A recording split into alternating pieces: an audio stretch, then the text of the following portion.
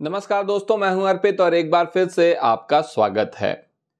उत्तर प्रदेश से खबर आ रही है कि यहां राज्यसभा के सीटों के चुनाव चल रहे हैं और जैसी कि उम्मीद थी, समाजवादी पार्टी के कई विधायक, जिनमें मनोज पांडे का नाम सबसे आगे लिया जा रहा है, वो पार्टी के साथ धोखा कर रहे हैं। पार्टी लाइन के विपरीत जाकर भारतीय जनता पार्टी के उम्मीदवार को वोट दे रहे हैं। लेकिन इसमें कोई बहुत बड़ी बात नहीं है, इन लोगों से पहले ही ऐसी ही उम्मीद थी। इसके अलावा राज्यसभा चुनाव में बार बार ऐसा देखा गया है कि जो सत्ताधारी दल होता है, सभी लोग उससे जुड़ना चाहते हैं अपने व्यक्तिगत स्वार्थ के लिए, वो चले जाते हैं सत्ताधारी दल की ओर। एक बहुत अच्छी बात यहाँ पर यह हो रही है कि भारतीय जनता पार्टी सभी पार्टियों का कचरा बटोरने में लगी हुई है इस समय। चाहे जिस भी पार्टी का कचरा हो, चाहे वो कांग्रेस का हो या फिर वो समाजवादी पार्टी का हो, बसपा का हो, जहां पर भी कचरा मौजूद है वो लगातार भारतीय जनता पार्टी की तरफ जा रहा है। तो ये तो हुई एक अच्छी खबर। इसके अलावा एक बात और आप ध्यान में रखिए, ये जो लड़ाई है ये विचारधारा की लड़ाई है। ये कोई मनोज पांडे, गायत्री प्रजापति या एक समय मैंने पल्लवी पटेल जी के नाराज होने पर भी यही कहा था, स्वामी प्रसाद मौर्य के भी नाराज होने पर यही कहा था कि ये सारे लोग अगर चले भी जाते हैं तो भी इससे कोई फर्क नहीं पड़ेगा, क्योंकि ये विचारधारा की लड़ाई है। एक व्यक्ति के आने जाने से इसमें कुछ बदलने वाला नहीं है। या तो आप इस नफरत की राजनीति में विश्वास करते हैं या तो आप नहीं करते हैं। अब अगर करते हैं तो फिर चाहे जो भी आप उधर ही जाएंगे, और अगर नहीं करते हैं तो फिर किसी के भी जाने से आपको असर नहीं पड़ेगा, आप नफरत की राजनीति के समर्थन में नहीं जा सकते हैं। तो राज्यसभा चुनाव बहुत मायने रखते नहीं हैं, हमेशा इसमें सत्ताधारी दल को अपर हैंड मिलता है। हम लोग बात करेंगे लोकसभा चुनाव की, जो कुछ ही दिनों में होने वाले हैं। और इसमें भी आप देख रहे हैं कि लगातार इंडिया गठबंधन मजबूत होता जा रहा है, लगातार ये एनडीए या भारतीय जनता पार्टी को घेरता जा रहा है। वहीं भारतीय जनता पार्टी मजबूत होने के बजाय, अपने पिछले प्रदर्शन को दोहराने की उम्मीद के बजाय एक नए किस्म के चैलेंज का सामना कर रही है। और ये चैलेंज क्या है, इसी बारे में हम आज बात करने जा रहे हैं। देखिए, दिल्ली और यूपी में एक लड़ाई चल रही है। ये लड़ाई क्यों है? ये लड़ाई है भारत के सबसे बड़े सूबे उत्तर प्रदेश के मुख्यमंत्री योगी आदित्यनाथ और प्रधानमंत्री मोदी के सबसे ज्यादा भरोसेमंद भारत के गृह मंत्री अमित शाह के बीच। दोनों के बीच ये वर्चस्व की लड़ाई है। लड़ाई इस बात की है कि मोदी के बाद कौन, मोदी की विरासत को कौन संभालेगा। गृह मंत्री अमित शाह और मुख्यमंत्री योगी आदित्यनाथ के बीच के तल्खी किसी से छुपी नहीं है, और धुआं भी वहीं होता है जहां से आग होती है। मतलब आग जहां होती है, भले दबी दबी सी ही सही, वहीं से धुआं निकलता है। और उत्तर प्रदेश में ये आग स्पष्ट रूप से दिखाई दे रही है। इसीलिए बहुत से लोगों का मानना है कि ये जो भारतीय जनता पार्टी का नारा है कि जो पहले था अब की बार 400 पार, फिर प्रधानमंत्री ने खुद कहा कि अब की बार 370 पार, और अब ये घटते घटते आ गया है कि अब की बार 300 पार। हालांकि कुछ उत्साही कार्यकर्ता या समर्थक भाजपा के अभी भले ही 400 पार की बात कर रहे हैं, 80 में 80 की बात कर रहे हैं, लेकिन गंभीरता से बात करने वाला कोई भी व्यक्ति अब 400 की बात नहीं करता, ना 80 में 80 की बात करता है। मामला घट के 300 पार पे आ चुका है।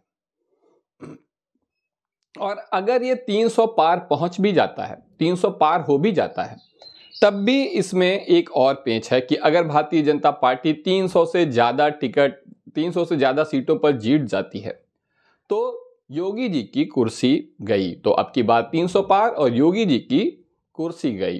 ठीक, यही वजह है कि उत्तर प्रदेश के जो क्षत्रिय नेता हैं और मुख्यमंत्री आदित्यनाथ योगी, जो कि क्षत्रिय ही हैं, हालांकि कहा जाता है कि वो योगी की कोई जाति नहीं होती है, लेकिन फिर भी निश्चित रूप से उत्तर प्रदेश में क्षत्रियों को इस समय अपर हैंड है।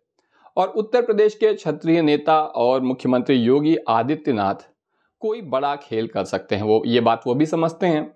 और इसीलिए ये 300 पार को रोकने में जो सबसे बड़ी बाधा बनेगी वो उत्तर प्रदेश ही बनेगा।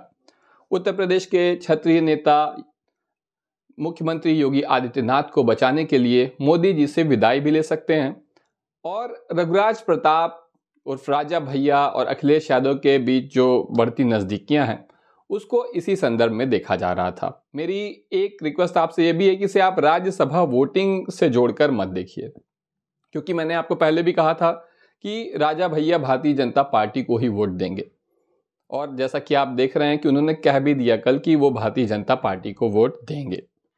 लेकिन फिर भी जो क्षत्रिय नेता हैं और उनके जो समर्थक हैं वो पूरी उम्मीद है कि योगी आदित्यनाथ की कुर्सी को बचाने के लिए मोदी जी से दूरी बना लेंगे और ऐसे में ब्राह्मणों का जो प्रेम है, स्वाभाविक प्रेम है कांग्रेस के प्रति, वो भी सामने आने में देर नहीं लगेगी।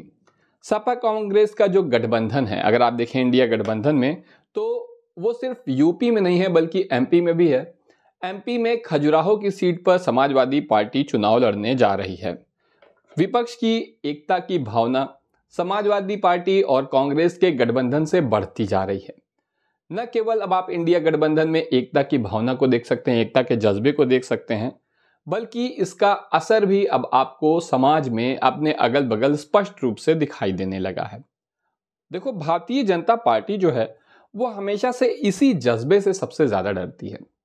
यही वजह है कि जब बिहार में लग रहा था, एक एकता की भावना थी, लालू यादव, नीतीश कुमार, तेजस्वी यादव, तो उन्होंने सबसे पहले उसे तोड़ने के लिए नीतीश कुमार को अपने साथ मिला लिया, क्योंकि इंडिया गठबंधन के जो सबसे बड़े क्या बोलते हैं उसको, शिल्पकार, तो जो शिल्पकार थे वो नीतीश कुमार बने हुए थे। तो भारतीय जनता पार्टी ने उन्हें ही तोड़ लिया कि ये जो एकता की भावना है वही ना पनपने पाए। अगर वही टूट जाएगी तब फिर निश्चित रूप से तकलीफ में आ जाएगा इंडिया गठबंधन और भारतीय जनता पार्टी को मिल जाएगी बढ़त। दूसरी तरफ देखने को मिल रहा है कि अगर इंडिया गठबंधन संगठित होकर चुनाव लड़ता है तो ऐसी स्थिति में जो मुस्लिम वोटर हैं, जो मुसलमान लोग हैं, उनके बीच कोई भ्रम की स्थिति नहीं रहेगी कि उन्हें कांग्रेस को वोट देना है, उन्हें समाजवादी पार्टी को वोट देना है, या फिर बसपा को वोट देना है, या फिर ओवैसी की पार्टी को वोट देना है। ये भ्रम मुस्लिम समुदाय में तभी आता है जब कोई स्पष्ट विकल्प मौजूद ना हो, और इसका फायदा भारतीय जनता पार्टी को मिल जाता है। लेकिन जिस तरह से इंडिया गठबंधन एक क्लियर चैलेंजर के रूप में दिखाई दे रहा है यहाँ पे, तो अब मुस्लिम वोटरों में कोई भी भ्रम नहीं है। वो ओवैसी के साथ नहीं जाएंगे, वो मायावती जी के साथ भी नहीं जाएंगे। ये मैं पूरी जिम्मेदारी से कहना चाहता हूँ कि बसपा को मुस्लिम वोट नहीं मिलेंगे। मुस्लिम वोट सारे समाजवादी पार्टी और कांग्रेस को ही मिलने जा रहे हैं, इंडिया गठबंधन को ही मिलने जा रहे हैं। मेरे बहुत से दोस्त, बहुत से साथी हैं और उन्होंने मुझे बताया है कि इसमें कोई संदेह नहीं है। भाजपा को देखो, शहर में अधिक वोटर मिलते हैं। भाजपा के जो वोटर हैं वो शहर में अधिक हैं, बल्कि शुरुआत में भाजपा को एक शहरी पार्टी कहा ही जाता था। शहर में ज्यादातर सीटें मिली हैं कांग्रेस को, और कांग्रेस भाजपा के कोर जो वोट हैं उसमें जो है वो सेंध लगा सकती है। ऐसे में जो जनरल वोट मिल सकते हैं और सपा का जो बेस वोट है, क्योंकि कांग्रेस अकेले भाजपा के लिए चैलेंजर नहीं बन सकती, लेकिन जो समाजवादी पार्टी का बेस वोट है वो अगर उसका साथ दे दे तो कांग्रेस बड़ी चुनौती बन जाएगी। दूसरी ओर यहाँ पर यह भी देखा गया है कि विधानसभा चुनाव में कुर्मी समाज ने अखिलेश यादव के लिए जबरदस्त वोट किया था पिछले चुनाव में, पिछले विधानसभा चुनाव 2022 में। यही वजह है कि समाजवादी पार्टी को अब तक का सबसे अधिक वोट प्रतिशत मिला था, भले ही वो भाजपा से थोड़ी पीछे छूट गई थी। समाजवादी पार्टी ने कुर्मियों को बहुत सारे टिकट भी दिए हैं और उनके प्रदेश अध्यक्ष नरेश उत्तम पटेल भी कुर्मी समाज से आते हैं। आप देखेंगे कि अखिलेश यादव और तेजस्वी यादव लगातार अपनी पार्टी को मुस्लिम और यादव की सीमा से बाहर निकालने का प्रयास कर रहे हैं।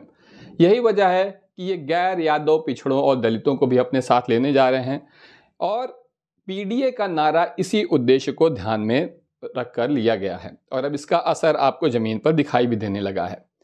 जातीय जनगणना और जातिगत मुद्दा भी महत्वपूर्ण है, क्योंकि भारतीय जनता पार्टी को अगर आप देखें तो इन्होंने उत्तर प्रदेश और उत्तराखंड दोनों में ही क्षत्रिय मुख्यमंत्री बनाए हुए हैं, और जिसका विरोध निश्चित रूप से अन्य जनरल कैटेगरी के लोग भी करेंगे। और यही वजह है कि अब भारतीय जनता पार्टी की बहुत सारी जो कमज़ोर कड़ियां हैं वो स्पष्ट रूप से दिखाई देने लगी हैं। जब भाजपा नहीं थी, जब यहाँ पर भाजपा का उतना प्रभाव नहीं था, तो ब्राह्मण क्षत्रिय वोट कभी साथ साथ नहीं होता था। इन दोनों के बीच हमेशा टकराव रहता था। भाजपा ने न केवल इन दोनों को जोड़ा, बल्कि पिछड़ों और दलितों को भी बड़ी मात्रा में साथ लाई। यही भारतीय जनता पार्टी की सफलता का कारण है। लेकिन ये समीकरण 2022 के विधानसभा चुनाव में ही टूटने लगा है, स्पष्ट रूप से दिखाई देने लगा है, क्योंकि उस समय ब्राह्मण नाराज थे, भाजपा के पक्ष में वोट देने को तैयार नहीं थे, क्योंकि वो क्षत्रिय समाज का अधिक साथ देते हैं योगी आदित्यनाथ, ऐसा स्पष्ट रूप से दिखाई देने लगा था। लेकिन आखिर में मोदी के नाम पे, धर्म के नाम पे ब्राह्मण इसमें जुड़ गए। लेकिन अब क्या 2024 में क्षत्रिय समाज जो योगी आदित्यनाथ को बचाने के लिए मोदी जी से विरोध करने को तैयार है, क्या उसकी वजह से ये जो समीकरण है ये टूट जाएगा? क्योंकि एक तरफ अखिलेश यादव पीडीए को जोड़ने की बात कर रहे हैं, तो वहीं क्षत्रिय समाज भारतीय जनता पार्टी से लोकसभा के चुनाव में दूरी बनाना चाहता है। प्रदेश चुनाव में वो निश्चित रूप से साथ रहेगा। इस बारे में आपका क्या कहना है, मुझे कमेंट सेक्शन में ज़रूर बताएं। आज के लिए बस इतना ही। धन्यवाद।